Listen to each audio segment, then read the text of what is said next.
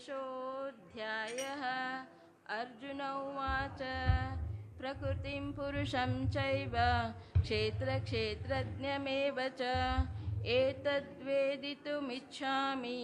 ज्ञानं ज्ञेयं च केशवः। श्रीभगवानुवाच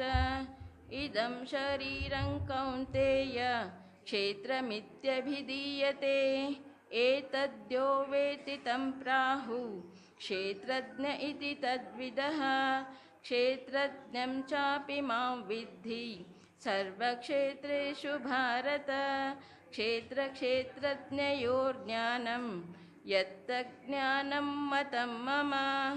तत्क्षेत्रं यच्च यादृक् च यद्विकारि यतश्च यत् स च यो यत्प्रभावश्च तत्समासेन मे शृणु। ऋषिभिर्बहुधा गीतं छन्दोभिर्विविधैः पृथक् ब्रह्मसूत्रपदश्चैव एतु धर्मः विनिश्चितैः। महाभूतानहङ्कारो बुद्धिरव्यक्तमेव च इन्द्रियाणि दशङ्कै च पञ्चचेन्द्रियगोचराः। इच्छा द्वेषः सुखं दुःखं सङ्गातश्चेतना धृतिः एतत्क्षेत्रं समासेन सविकारमुदाहृतम्। अमानित्वमदम्भित्वम् अहिंसा क्षान्तिरार्जवम् आचार्योपासनं शौचं स्थैर्यमात्मविनिग्रहः। इन्द्रियार्थेषु वैराग्यम् अनहङ्कार एव च जन्म मृत्युजरा व्याधि दुःखदोषानुदर्शनम् असक्तिरनभिष्वङ्गः पुत्रदारगृहादिषु नित्यं च समचित्तत्वम् इष्टानिष्टोपपत्तिषु मयि चानन्ययोगेन भक्तिरव्यभिचारिणी विविक्तदेशसेवित्वम् अरतिर्जनसंसदि आध्यात्मज्ञाननित्यत्वं तत्त्वज्ञानार्थदर्शनम्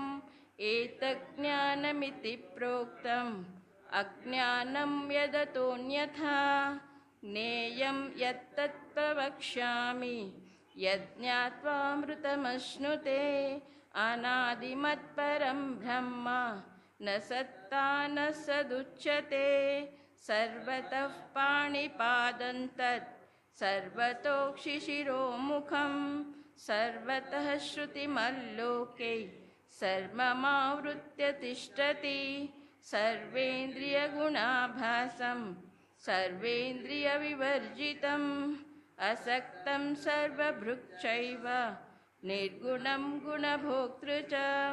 बहिरन्तश्च भूतानाम् अचरं चरमेव च सूक्ष्मत्वात् तदविज्ञेयं दूरस्थं चान्तिके च तत् अविभक्तं च भूतेषु विभक्तमिव च स्थितं भूतभर्तृ च तज्ज्ञेयं ग्रसिष्णु प्रभविष्णु च ज्योतिषामपि तज्ज्योतिस्तमसः परमुच्यते। ज्ञानं ज्ञेयं ज्ञानगम्यं हृदि सर्वस्य विष्ठितम् इति क्षेत्रं तथा ज्ञानं ज्ञेयं चोक्तं समासतः। मद्भक्त एतद्विज्ञाय मद्भावायोपपद्यते प्रकृतिं पुरुषं चैव विद्यनादि उभावपि विकारांश्च गुणांश्चैव विद्धि प्रकृतिसम्भवान्। कार्यकारणकर्तृत्वे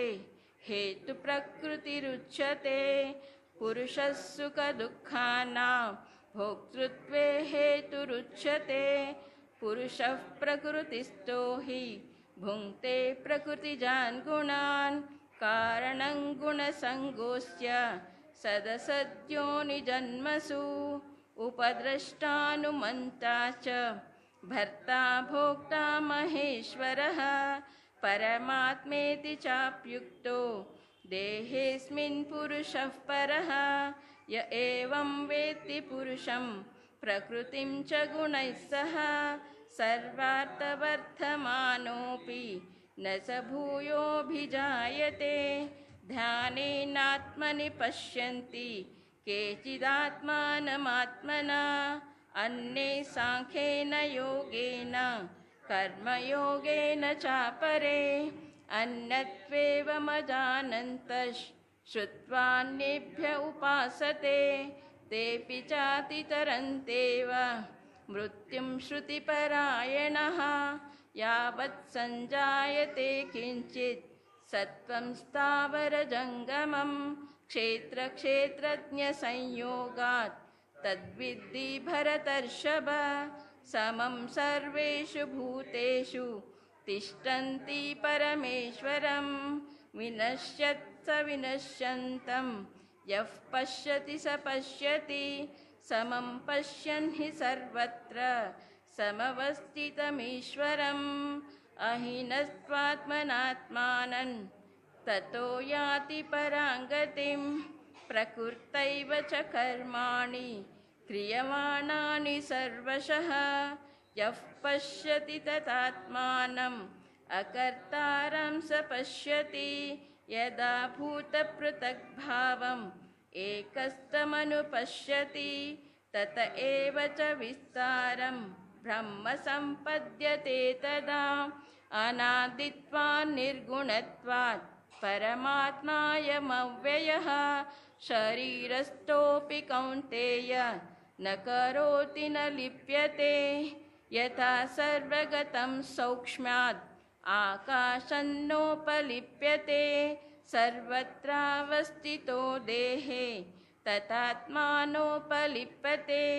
यथा प्रकाशयुक्तेख कृत्स्नल्लोकमिमं रविः क्षेत्रं क्षेत्री तथा कृत्स्नं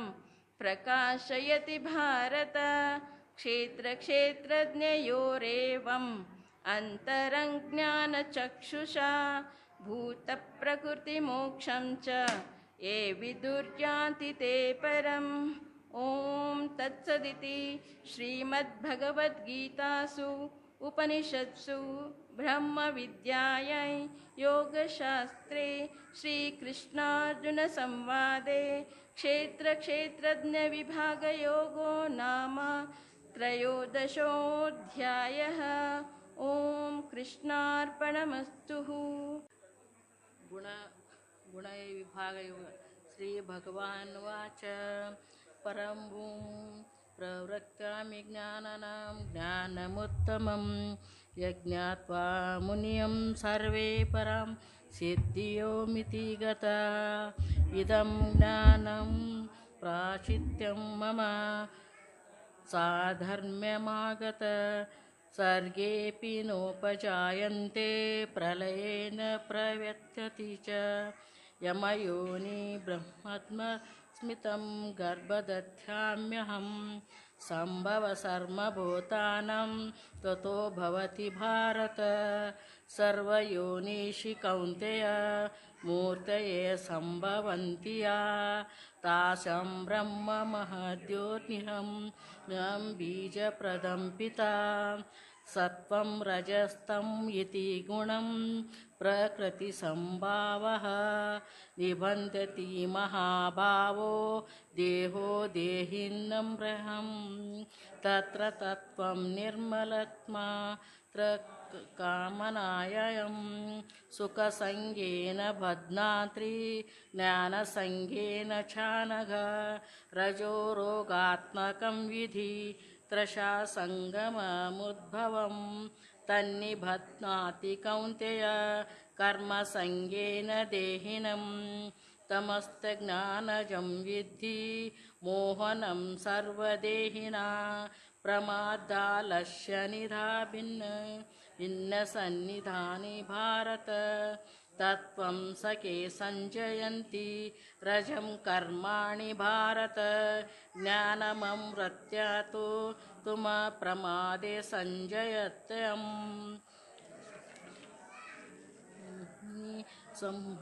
भारती रजं तत्त्वं तमश्चैव तमं सत्त्वं रजस्तथा सर्वद्वारेषु देहेऽस्मिन् प्रकाश उपजायते ज्ञानं यदा यदा दिव्यस्तरं तत्त्वमित्त्वं लोभप्रवृत्तिरारम्भा कर्माणि मशयं स्मतः रजसैतानि जायन्ते विवृद्धे भरतवर्षभा अप्रकाशो प्रवृत्तिच्छ प्रमादो मोह एव च तमश्चेतानि जायन्ते विवृद्धे कुरु नन्दन यदा सत्त्वै प्रपद्ये तु प्रलयं याति देहबृहति तदोत्तम्य विधातां लोकमलान प्रवद्यते प्रलयं गत्वा कर्मसङ्गेषु जायते तथा प्रलीनस्तपि मूढयोनिषु जायते कर्मण्यसु कृत्याहुं सात्विकं निर्मलं फलं रजस्तुतो फलं दुःखं ज्ञानं तमसु फलं सत्यां जायते ज्ञानं रजसो लोभ एव च प्रमादमोहौ तमसे भवतो ज्ञानमेव च ऊर्ध्वं गुह्यञ्छति सत्त्वस्था मध्ये त्रिपश्चिते राजसा घनं गुणावृत्तिस्था अधो गोच्छन्ति तमसा ज्ञानं गणेभ्यः कर्तारं यदा द्रष्टानुपश्यन्ति गणेशभ्यश्च परं वेति मद्भावं सोद्विगति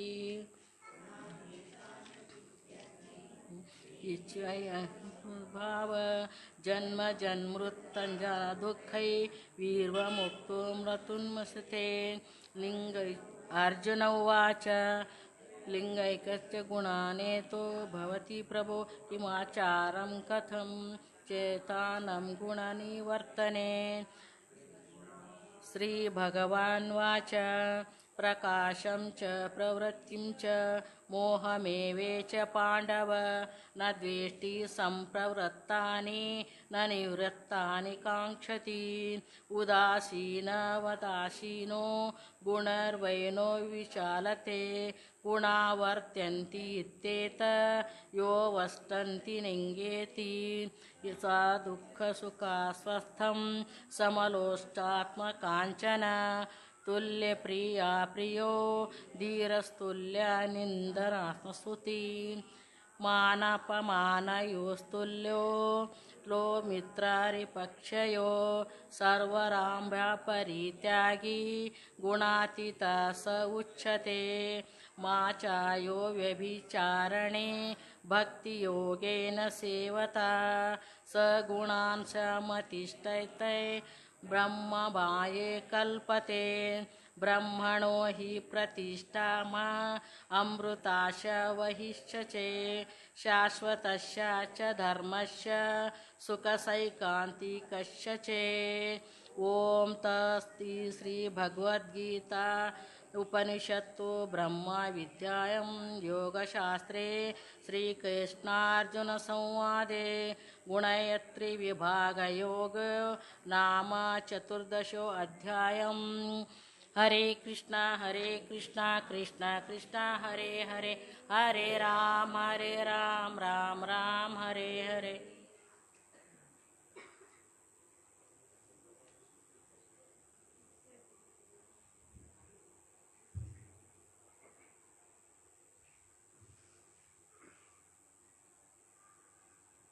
ಅಧ್ಯಾಯ 15 ಪುರುಷೋತ್ತಮ ಯೋಗ.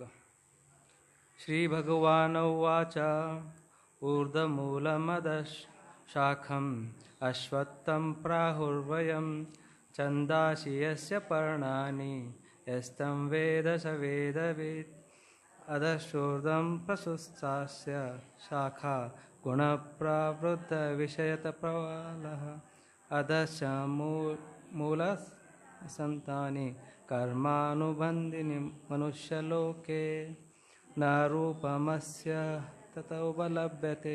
नान्तो न चादीन सम्प्रतिष्ठा अश्वत्थमेनं सुविरूढमूलम् असङ्गशस्त्रेण दृढेन चित्वा तत्पदं तत्परिमार्गतव्यं यस्मिन् गता न निवर्तन्ति भूयः त्वमेव चाद्यं पुरुषं प्रपद्ये यथा प्रवृत्ति प्रसुता पुराणी निर्माणमोहाजितसङ्गदोष अध्यात्मनित्य